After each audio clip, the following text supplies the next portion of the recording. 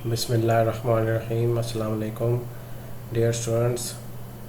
Controllability का जो topic था वो हम मुकम्मल कर चुके हैं। अब ऑब्जर्वेबिलिटी के कंसेप्ट पे आते हैं।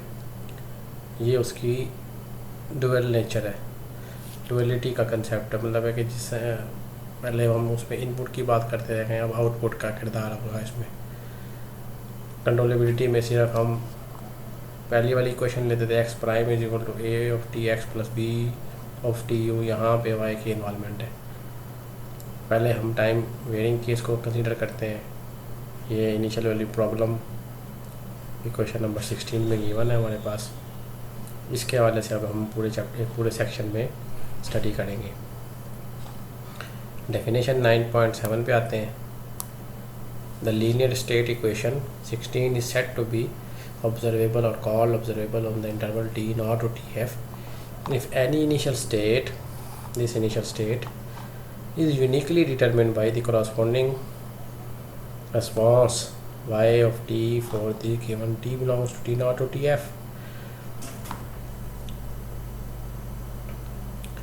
अगर हम हर इनिशियल स्टेट को यूनिकली डिटरमिन कर सकें आउटपुट से, तो सिस्टम ऑब्जर्वेबल हो जाएगा। डेफिनेशन थोड़ी सी है जो कि समझने वाली है ग्राफिकली। इसको मैं मज़ीद भी एक्सप्लेन कर दूंगा जब लेक्चर का टाइम होगा, तो आप इसको खुद भी सोचेंगे किस तरह से इसको लेके चलना है। तो इसी से रेलिवेंट पहला रिज़ल्ट है 9.8 टाइम वेरिंग केस में है। The linear state equation 16 is observable on the interval t naught to tf if and only if the n cross n matrix, this one m t naught to tf, which is equal to integral t naught to tf phi transpose t to t naught c transpose of t c t phi of t t naught dt is invertible। Controllability वाले case में w लिया था ग्रेमियन, इस case में m जो है ना वो ऑब्जर्वेबल ग्रेमियन है। phi फंडामेंटल मैट्रिक्स है, c गिवन है। तो इन तमाम गिवन डाटा से ये m बनाया हुआ है। अगर ये मैट्रिक्स इन्वर्टिबल होगा तो सिस्टम ऑब्जर्वेबल है, और अगर ऑब्जर्वेबल है तो मैट्रिक्स m इन्वर्टिबल है। प्रूफ पे आते हैं। प्रूफ पे क्योंकि हमारे पास y की इन्वॉल्वमेंट है, y इक्वल है हमारे पास c of t time x of t की। तो x हमारे पास सोल्यूशन है, सोल्यूशन निकाल के इसमें सब्स्टिट्यूट करें। ये जो है ना हमें y को लेके चलना है, और y से आर्बिट्रेरी इनिशियल पॉइंट पे जाना है।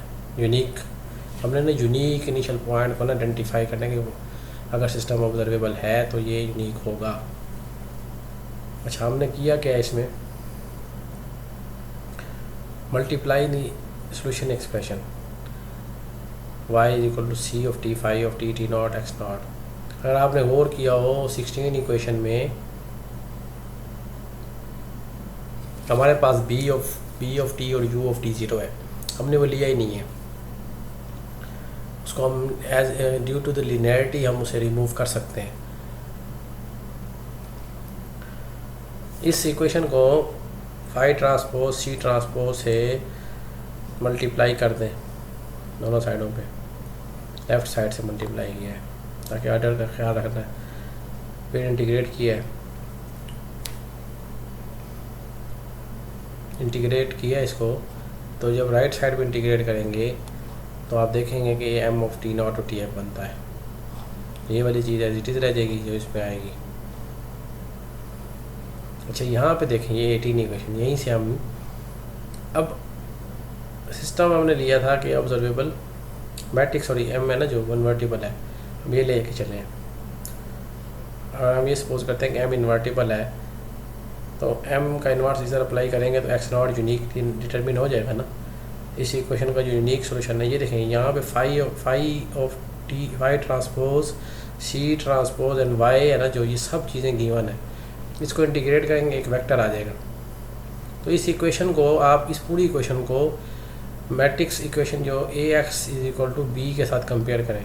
ये समझें कि ये a है, ये x है, ये b मैट्रिक्स, ये b वेक्टर है। तो A X is equal to B का यूनिक सोल्यूशन कब आता है? जब ये मैट्रिक्स इन्वर्टिबल होता है। ये स्क्वायर मैट्रिक्स है ना, अगर ये इन्वर्टिबल होगा तो ये यूनिकली डिटरमिन हो जाएगा ना। एक्स की यूनिक वैल्यू आएगी, क्या आएगी? B into M inverse. तो हर गिवन वाई के लिए हम यूनिकली डिटरमिन कर सकते हैं। इसका मतलब ये है कि सिस्टम ऑब्जर्वेबल हो जाएगा अगर एम इन्वर्टिबल है। अगर इन्वर्टिबल नहीं है, अच्छा अब हम ये सपोज करते हैं कि सिस्टम ऑब्जर्वेबल है और ये प्रूव करना है कि एम इन्वर्टिबल होगा, लेकिन suppose contrary that M is not invertible.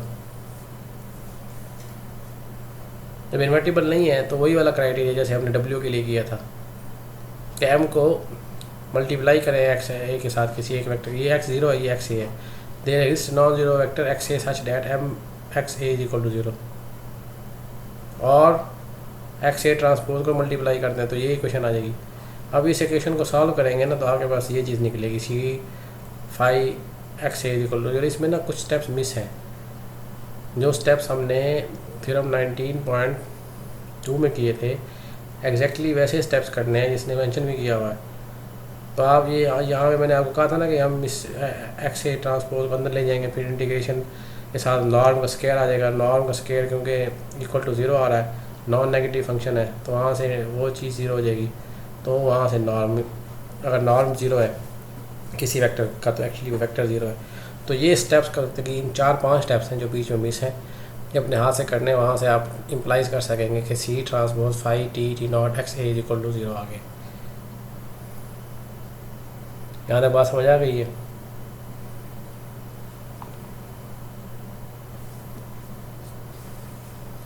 यहाँ पे एक्स ऑफ टी नॉट जब सब्स्टिट्यूट करते हैं, X of T not equal X not plus X A आता है, और ये भी सेम हमारे पास ज़ीरो इनपुट रिस्पॉन्स देता है। इसका जो आंसर है ना इसके साथ कोइंसाइड करता है। अगर ये इन्वर्टिबल नहीं है ना एम, तो आप ये देख रहे हैं कि हमारे पास एक जो है रिस्पांस का मतलब है कि ज़ीरो इनपुट रिस्पांस के लिए ना 2 इनिशियल पॉइंट्स आ रहे हैं जो कि ऑब्जर्वेबिलिटी की कंट्राडिक्शन है। हम तो कह रहे थे कि सिस्टम ऑब्जर्वेबल है, तो एक इनपुट रिस्पांस के लिए 2 कैसे आ सकते हैं? एक ये वाला इनिशियल है ना T x of T not पे ये भी पॉइंट इसको सेटिस्फाई कर रहा है, और एक्स ऑफ टी नॉट पे एक्स ऑफ ज़ीरो भी इसको सेटिस्फाई कर रहा है। तो इसलिए ये सिस्टम ऑब्जर्वेबल नहीं रहा, तो ये कंट्राडिक्शन आ गई है। तो हम कहेंगे एम इज़ इन्वर्टिबल।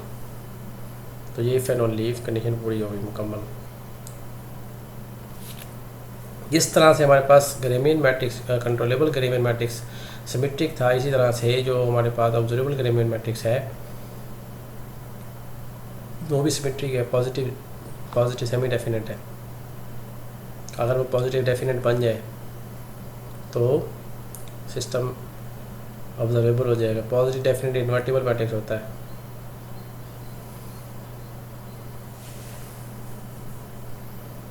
अच्छा आगे चलते हैं जी। अब क्योंकि ये कंपटीशन इसमें ज़्यादा है, इसमें ना फाई की कैलकुलेशन करनी पड़ती है। तो अगेन जिस तरह से के जे सीक्वेंस बनाई थी, अब इधर ना ऑब्जर्वेबिलिटी केस में एल नॉट के साथ उसे एल नॉट एल जे के साथ उसे डिनोट कर रहे हैं।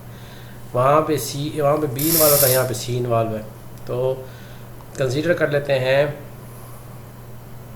एक रिकरेंस सीक्वेंस है L zero is equal to C, L J is equal to L J minus one A plus derivative of L J minus one. Again J one की value substitute करेंगे, एक हमारे पास मैट्रिक्स आएगा L two के लिए एक और आएगा, L3 के लिए आएगा एंड सो ऑन। तो वहाँ से आप इंडक्शन के ज़रिए से ये प्रूव कर सकते हैं L J of T is equal to partial J और partial T J C T phi T sigma at sigma is equal to T. ये आपकी एक्सरसाइज है 20 को आपने प्रूव करना है कि ये होल्ड करती है। इंडक्शन से होगी ये जे ज़ीरो लेंगे, जब जे ज़ीरो लेंगे तो आपके पास आ जाएगा एक सी आ जाएगा है, यहाँ पे सिग्मा सब्स्टिट्यूट करेंगे ना फर्स्ट डेरिवेटिव। इसी तरह से फिर सपोज करेंगे कि जे के लिए ट्रू और जे प्लस वन के लिए प्रूफ करेंगे, तो वहाँ से आपकी 20 सेटिस्फाई हो जाएगी। इस सीक्वेंस को यूज़ करते फिर सफिशिएंट क्राइटेरिया बनाया है ऑब्जर्वेबिलिटी का। Suppose Q is positive integer such that for T belongs to T naught to T F C of T is Q times continuously differentiable. अगर सी के क्यू डेरिवेटिव एग्जिस्ट करें वो continuous हो A Q minus 1 times continuous differentiable हो तो system 16 observable होगा अगर ये रैंक कंडीशन एन के इक्वल होगा। इसका प्रूफ इसने नहीं दिया, ये इसका प्रूफ भी आप लोगों ने करना है और मुझे आपने पेज पे भेजना है करके। सिमिलर टू 9.4 है इसमें। और रैंक कंडीशन का क्राइटेरिया आ गया।